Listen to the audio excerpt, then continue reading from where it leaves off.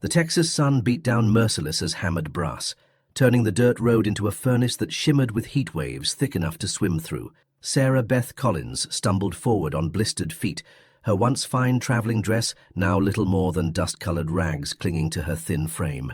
The carpetbag she had started with 3 weeks ago was long gone, traded for a cup of water at a ranch whose name she couldn't even remember.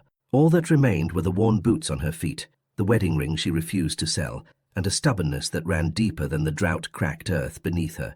She had been walking for 6 days since the last ranch turned her away, their water barrels too low to spare even a ladleful for a stranger. The Rio Grande Valley stretched endlessly in all directions, a patchwork of brown grass and stunted mesquite trees that offered no shade worth mentioning. Sarah's lips were cracked like old leather, her tongue swollen in her mouth, and every step sent jolts of pain through legs that had forgotten what it felt like to be anything but exhausted. The irony wasn't lost on her that she was dying of thirst in a land that had once been green with promise. 2 months ago, she had been Mrs. Thomas Collins of San Antonio, wife of a successful merchant, mistress of a fine house with running water and servants to bring her lemonade on silver trays. Then the yellow fever came, swift and merciless as a prairie fire, taking Thomas in 5 days and leaving Sarah with nothing but debts that swallowed her home, her furniture, and every penny of her inheritance. The lawyer had been apologetic, but firm. "Mrs. Collins, your husband's business ventures were more speculative than you knew. The creditors have legitimate claims on everything." Everything included the house, the store, even the clothes on her back. Everything except what she could carry and the small legacy her grandmother had left her in El Paso, an inheritance so modest the creditors hadn't bothered to pursue it. So Sarah had set out for El Paso with her carpetbag and her pride, planning to take the stage route and be there within the week. But the stage had broken down outside Uvalde. The driver disappeared with what money the passengers had pooled for repairs, and Sarah found herself stranded with barely enough coins for a single meal. The other passengers had family or friends to wire for help. Sarah had no one. She had started walking because there was nothing else to do, following the network of ranch roads that spiderwebbed across the vastness of South Texas. At first she had been hopeful. Surely someone would take pity on a lady in distress, offer her a ride or at least point her toward the nearest town. But the drought had made everyone suspicious of strangers, protective of their resources, quick to close doors that might once have opened in hospitality. Ranch after ranch had turned her away, some with genuine regret. The water situation was dire, they explained, barely enough for their own families and livestock. Others with barely concealed contempt for a woman foolish enough to be traveling alone without proper provisions. A few had offered work in exchange for meals and water, but the work was always the kind that came with conditions Sarah couldn't accept. Propositions that made her grateful for the pepper spray Thomas had insisted she carry. Now she was down to her last reserves of everything: water, food, strength, and hope. The sun was beginning its descent toward the western horizon, painting the sky in shades of orange and red that would have been beautiful if they hadn't reminded Sarah so much of fever and flame. She needed to find shelter and water before dark, or she wasn't sure she would see another sunrise. In the distance, heat waves danced over what looked like buildings. Another ranch, another chance, another potential rejection. Sarah forced her aching legs to move faster, driven by the desperate mathematics of survival. This might be her last opportunity before exhaustion claimed her completely. As she drew closer, Sarah could see that this ranch was different from the others she had approached. For one thing, it was enormous. The main house sprawled across a small hilltop, like a Spanish castle, white adobe walls gleaming in the afternoon sun. The outbuildings were numerous and well-maintained, the corrals filled with healthy-looking cattle and horses that spoke of prosperity even in these harsh times. More importantly, she could see the windmill turning lazily in the distance, its blades catching the light as they spun. Where there was a windmill, there was water. Where there was water, there might be mercy. The ranch hands who spotted her approach were polite but firm. "Ma'am, you'll need to speak with the boss about any requests. He's up at the main house." Their eyes held the wariness of men who had dealt with their share of desperate people during hard times, but there was no meanness in their voices, which Sarah took as a hopeful sign. The path to the main house seemed to stretch forever, but finally Sarah found herself standing before a carved wooden door that looked like it belonged on a cathedral. She raised her hand to knock, then hesitated. This was it, her last chance, her final roll of the dice. If this door closed in her face, she wasn't sure she had the strength to walk to another. The door opened before she could knock, revealing a woman in her 50s with silver-streaked hair and kind eyes. The woman took one look at Sarah's condition, and her expression shifted from polite inquiry to genuine concern. "Dear Lord, child, what has happened to you? Come inside immediately." She reached out to steady Sarah, who swayed on her feet as the relief of reaching shelter finally hit her. "I'm sorry to bother you," Sarah managed, her voice barely a whisper. "I just need some water if you can spare it. I can work for it or pay—" She fumbled for her coin purse, knowing it contained perhaps 50 cents in total. "Nonsense," the woman said firmly, guiding Sarah into the cool interior of the house. "I'm Maria Santos, the housekeeper here, and you're going to sit down and have some water and food before you collapse entirely." The inside of the house was a revelation, cool and spacious, with thick adobe walls that kept out the oppressive heat. Beautiful rugs covered polished wooden floors, and the furniture spoke of both comfort and considerable expense.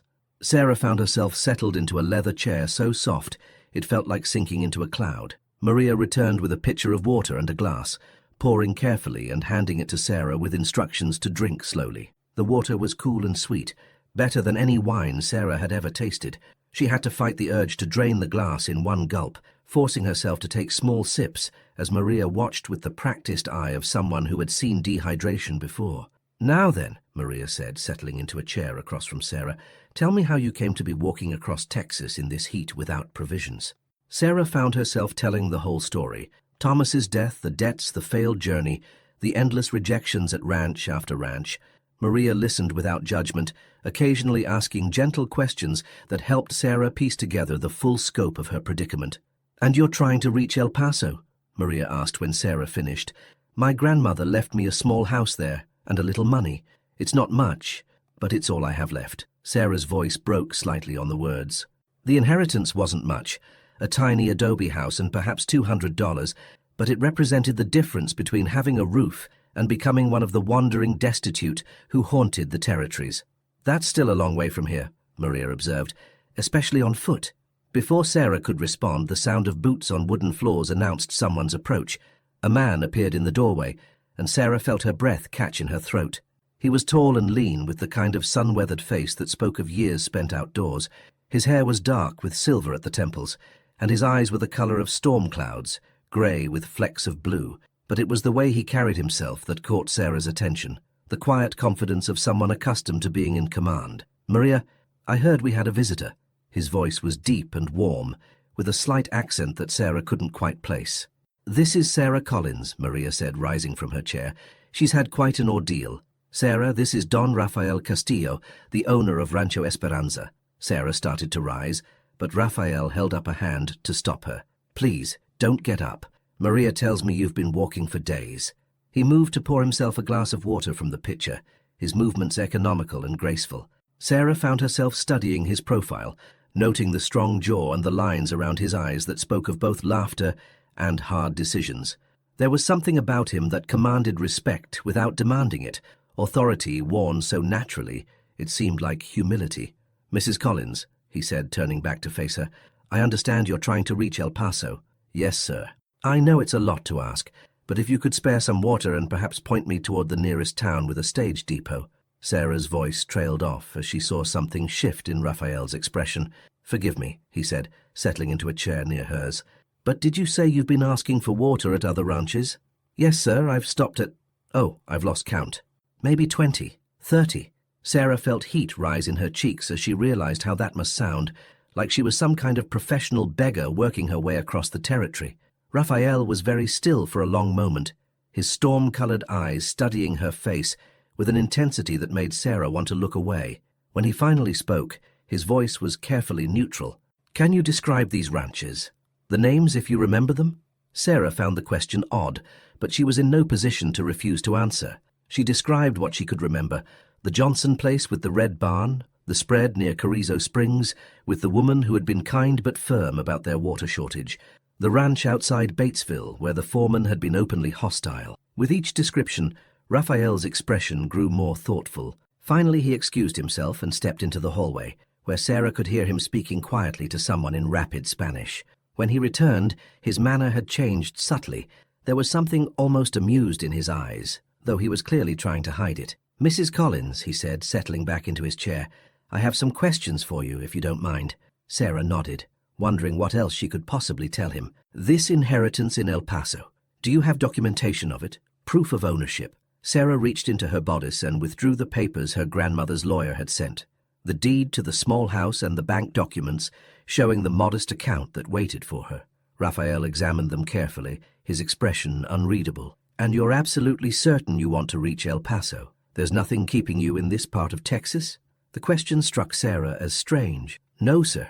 There's nothing left for me here. Raphael exchanged a look with Maria that Sarah couldn't interpret.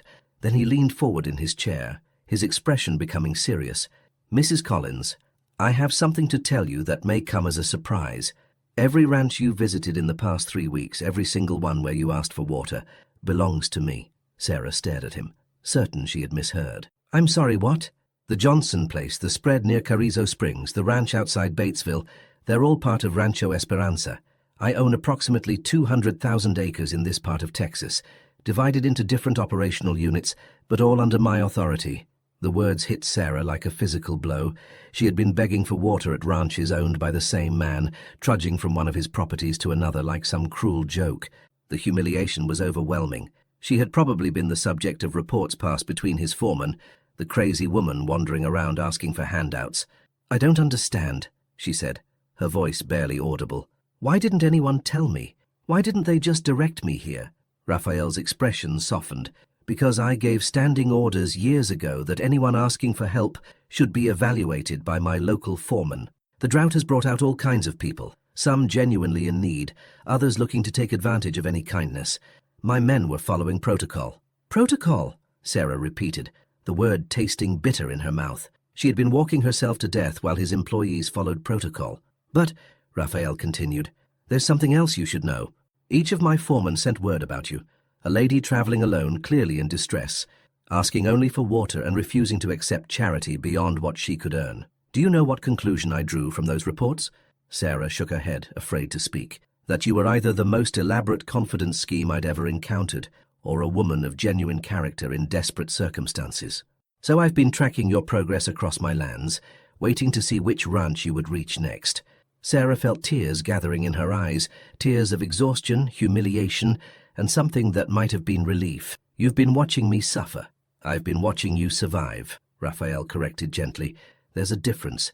Mrs. Collins, do you have any idea what you've accomplished in the past 3 weeks? Sarah laughed, though it came out more like a sob. I've accomplished being a beggar and a fool. You've walked nearly 200 miles across some of the harshest territory in Texas. You've maintained your dignity and your principles, despite desperate circumstances. You've refused to compromise your values even when it might have meant easier passage, and you've done it all while grieving the loss of your husband and everything you knew. Raphael stood and moved to the window, looking out over his vast holdings. Mrs. Collins, I've been managing this ranch for 15 years.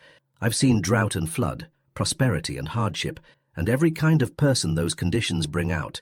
I've learned to judge character, not by what people say or how they present themselves, but by what they do when they think no one is watching. He turned back to face her, his expression serious but not unkind. You've been walking across my land for 3 weeks, and every single one of my foremen reported the same thing. A woman who asked for nothing but water, who offered to work for anything she received, who treated everyone with courtesy despite her own suffering. That tells me more about your character than any letter of introduction ever could. Sarah felt something shift inside her chest, a loosening of shame she hadn't even realized she was carrying. What are you saying? I'm saying that Rancho Esperanza always has need of people with your particular qualities. Integrity, perseverance, dignity in the face of hardship. These are rarer than you might think. Maria, who had been listening silently, spoke up from her chair. What Don Raphael is trying to say, dear, is that you have options beyond El Paso. Sarah looked between them, hardly daring to hope she understood correctly. You're offering me work? I'm offering you a position, Raphael clarified. Maria has been asking for assistance with managing the household staff and coordinating with the various ranch operations. It's a position that requires someone who can handle responsibility, deal with people fairly, and maintain composure under pressure. The salary would be substantial enough to make that inheritance in El Paso seem modest by comparison. Sarah felt dizzy with the sudden reversal of her fortunes. A few hours ago, she had been preparing to die of thirst on a dusty road. Now she was being offered employment by a man who apparently owned half of South Texas. "I don't understand," she said slowly. "Why would you offer this to a stranger? You know nothing about me except that I've been wandering around your property asking for water." Raphael smiled, and Sarah felt her heart skip unexpectedly. "Mrs. Collins, I know that you kept walking when most people would have given up. I know that you maintained your principles when it would have been easier to abandon them. I know that my most experienced foremen, men who've dealt with every type of person imaginable, all reported that you were someone worth helping." He paused, his expression becoming more serious. "And I know that a woman who can survive 3 weeks of walking across Texas in a drought can handle whatever challenges this ranch might present." Sarah felt tears threatening again, but this time they were tears of something that might have been hope. "And if I accept, what would my status be here?" "You would be the senior household manager," Maria said with obvious pleasure at the prospect. "Your own quarters in the main house, authority over the domestic staff, responsibility for coordinating meals and supplies for the various ranch operations. It's a position of considerable responsibility and respect." And Raphael added quietly, "It's a position that would allow you to remain independent while building a new life. You wouldn't be accepting charity. You'd be earning your place through work that's genuinely needed." Sarah looked around the comfortable room, thinking of the long road to El Paso and the uncertain future that waited there. Then she thought of the past 3 weeks, of the strength she had discovered in herself, of the way Raphael's foreman had described her to their boss. For the first time since Thomas's death, she felt like someone was seeing her as she truly was, rather than as a problem to be managed or a burden to be borne. "If I were to accept," she said carefully, "when would I start?" Raphael's smile widened. "Tomorrow, if you're ready. Maria can show you to your quarters this evening, and we'll begin discussing your responsibilities in the morning." Sarah felt a laugh bubble up from somewhere deep in her chest, the first genuine laugh she had produced in months. "Mr. Castillo, 3 hours ago, I thought I was going to die of thirst on your land. Now you're offering me a new life on it. Texas has a way of surprising people," Raphael said with obvious amusement. "The question is whether you're ready to be surprised." Sarah thought of all the doors that had closed in her face, all the roads that had led nowhere, all the times she had been told that her options were limited by circumstances beyond her control. Then she looked at this man who had tracked her progress across his vast holdings and seen strength where others saw only desperation. "Yes," she said, her voice stronger than it had been in weeks. "I'm ready." The months that followed were unlike anything Sarah had ever experienced. The work was challenging but not overwhelming, requiring organizational skills she had developed as a merchant's wife and people skills she had learned through necessity. Maria proved to be both an excellent teacher and a good friend, and the household staff responded well to Sarah's calm authority and fair treatment, but it was her working relationship with Raphael that truly transformed her life. He was unlike any man she had ever known, powerful without being arrogant, wealthy without being ostentatious, authoritative without being dismissive. He treated her as a valued colleague rather than a rescued charity case, seeking her input on household matters and trusting her judgment completely. More than that, he seemed genuinely interested in her thoughts and opinions on matters beyond her official duties. They fell into the habit of having coffee together each morning to discuss the day's plans, conversations that gradually expanded to include books, current events, and the philosophical questions that arose from managing such a large operation. "You've transformed this place," Raphael told her one evening, as they sat on the veranda watching the sunset paint the sky in brilliant oranges and purples. "The household runs more smoothly than it has in years, and the staff seems genuinely happy." Sarah felt warmth spread through her chest at the compliment. "They're good people. They just needed someone to organize their efforts and recognize their contributions." "Is that your secret?" Raphael asked with amusement. "Organization and recognition?" "That and the revolutionary concept of treating people as if they matter," Sarah replied with a smile. Raphael was quiet for a moment, his expression thoughtful. "You know, when I first heard reports about a woman asking for water at my ranches, I was curious about what kind of person would undertake such a journey. But I never imagined what? Never imagined that she would end up meaning so much to this place." "To me?" Sarah felt her heart skip at the words, at the warmth in Raphael's voice. Over the months, she had become increasingly aware of the shift in their relationship, from employer and employee to something more complicated and more precious. But she had been afraid to acknowledge it, afraid of misreading signals or jeopardizing the security she had found. "Raphael," she said quietly, "I need you to know that I'm grateful for everything you've done for me. This position, this opportunity to rebuild my life." "Sarah," he interrupted gently, "if you're about to tell me that gratitude is all you feel, then I'm going to have to disagree with you." Sarah looked at him in the fading light, this man who had seen her at her lowest point and offered her not just survival but dignity. "What are you saying?" "I'm saying that somewhere between tracking your progress across my land and watching you transform my household, I fell in love with you." Raphael's voice was steady but soft. "I'm saying that I've never met anyone with your combination of strength and grace, your ability to maintain hope in the face of despair." Sarah felt tears gather in her eyes, but this time they were tears of joy. "I love you too," she said simply. "I think I started falling in love with you the moment you told me you'd been watching me survive rather than watching me suffer." Raphael reached for her hand, intertwining their fingers in a gesture that felt both natural and revolutionary. "Sarah, I know this might seem fast, but I'm too old and you've been through too much for either of us to waste time on uncertainty. Will you marry me?" Sarah looked out over the vast expanse of Rancho Esperanza, thinking of the journey that had brought her here, the loss, the desperate walk across unforgiving land, the doors that had closed, and the one that had finally opened. She thought of the woman who had set out for El Paso with nothing but determination and a small inheritance, and the woman she had become through love and work and the recognition of her own worth. "Yes," she said, her voice carrying across the evening air like a promise. "Yes, I will." Their wedding was held on the ranch 6 months later, with the entire household staff and all the foremen and their families in attendance. Sarah wore a dress of ivory silk that Maria had helped her choose, and Raphael wore a traditional Mexican wedding shirt that had belonged to his grandfather. Pastor Martinez from the local church officiated, speaking eloquently about the mysterious ways God brought people together across the vastness of Texas.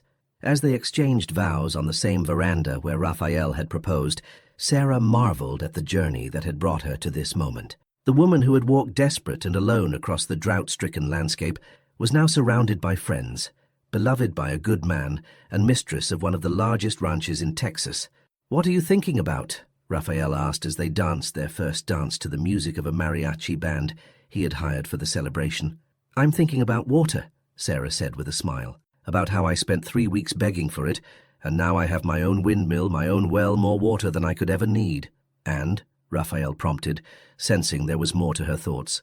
"And I'm thinking that sometimes when we lose everything, we make room for everything we never knew we wanted." Sarah looked into his eyes, seeing her future reflected there like water in a clear pool.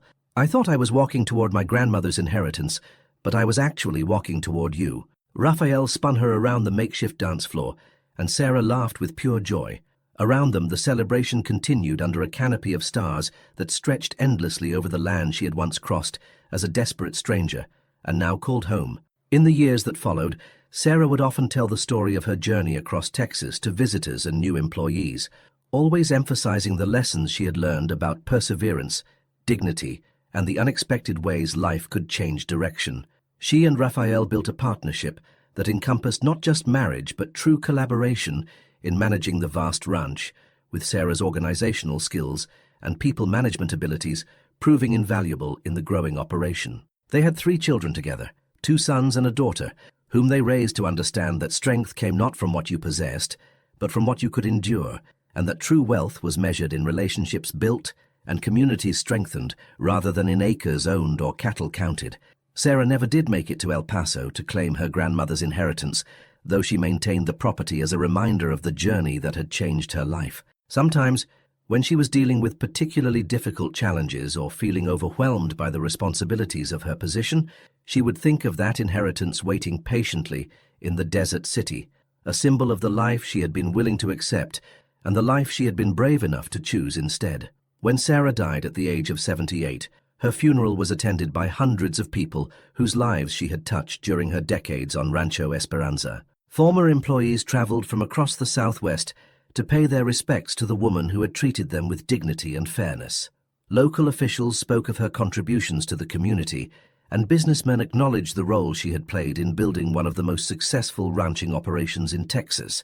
But the eulogy that moved the congregation most was delivered by Raphael, now in his 80s, but still strong and proud. He spoke of the day a desperate woman had appeared at his door asking for water, and how that simple request had brought him the greatest love of his life. Sarah taught me that sometimes the most valuable things come to us disguised as problems to be solved, he said, his voice carrying clearly through the packed church. She was walking across my land asking for water, but what she was really offering was the chance for both of us to discover what we were capable of when we chose to see opportunity instead of obligation.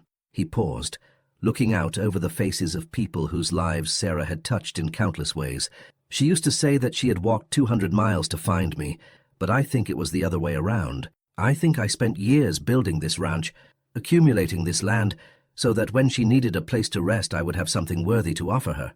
Raphael's voice broke slightly as he concluded. Sarah Collins came to Texas with nothing but the clothes on her back and the determination to keep walking. She died as Sarah Castillo, having helped build something that will outlast us all. She proved that sometimes the longest journeys lead us exactly where we need to be, even when we don't know that's where we're headed. The gravestone they erected for Sarah bore a simple inscription that captured the essence of her remarkable journey. She asked for water and found love. She sought survival and built a legacy. She walked alone and created a family that spans generations. But perhaps the most fitting memorial to Sarah's life was the tradition she and Raphael had established at Rancho Esperanza, a standing order that no one who came to their land asking for help should ever be turned away without careful consideration. They had built a reputation for fairness and generosity that attracted the best workers and managers in the territory, creating a community that thrived on the principles Sarah had embodied during her desperate walk across Texas. Years after her death, travelers would still hear stories about the woman who had begged for water at every ranch in Texas, only to discover that they all belonged to the man who would become her husband. The story became part of local folklore, a reminder that love could bloom in the most unlikely circumstances, and that sometimes the most circuitous routes led to the most extraordinary destinations. And in the evening hours, when the wind moved across the vast expanse of Rancho Esperanza, rustling through the grass and stirring the windmills that brought water to the surface, old-timers swore they could still hear the echo of Sarah's laughter, carried on the air like a promise that true love could survive any drought, overcome any distance, and transform any ending into a beginning.